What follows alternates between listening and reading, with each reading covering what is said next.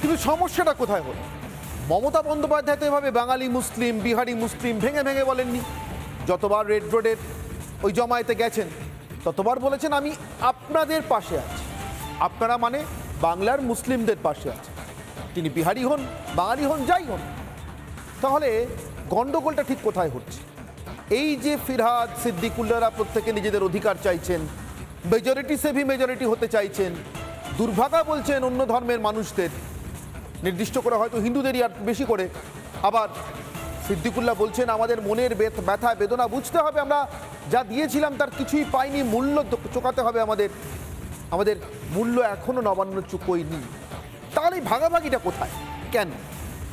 প্রাক্তন বিজেপি সভাপতি রাজ্য তথাগত রায়, আমরা তার কাছে গিয়েছিলাম।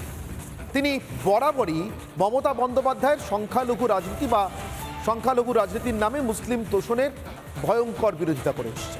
কি বলছেন তথাগত বাবু, শুনে নি।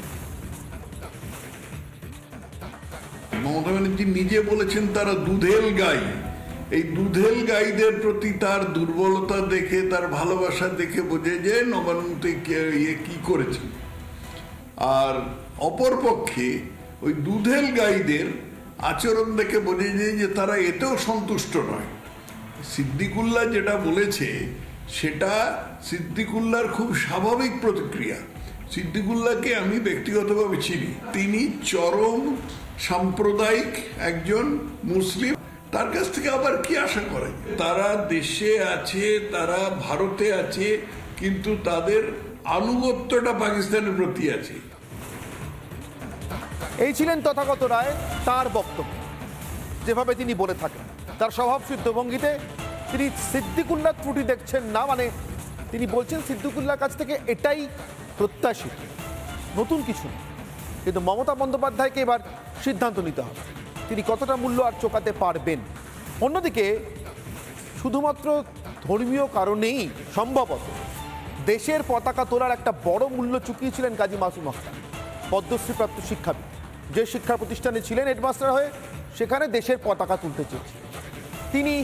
এপার ওপার অর্থাৎ সংখ্যালঘুদের তোষণ, আবার তোষণ উপরে ভিতরে শোষণ, দুটো ছবি খুব ভালোভাবে জানে।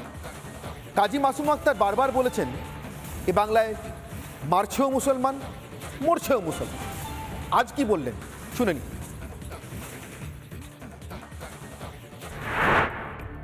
হায়রে সিদ্দিকুল্লাহ সাহেব, কি পরিশ্রমটা আপনি করলেন! আপনারা এত দিলেন, প্রতিদান দিল না? আপনারা দুধেল গাই হলেন, রসালো আম হলেন, কত ভোট দিলেন, প্রতিদানে কিচ্ছু পেলেন না। আপনিও স্বীকার করছেন আপনাকে ধরে পিটিয়েছিল তো একবার। টস করে দেখুন না, ববি হাকিম কাছের তহা সিদ্দিকি একদম কম্পিটিশন চলছে কাঁধে কাঁধে।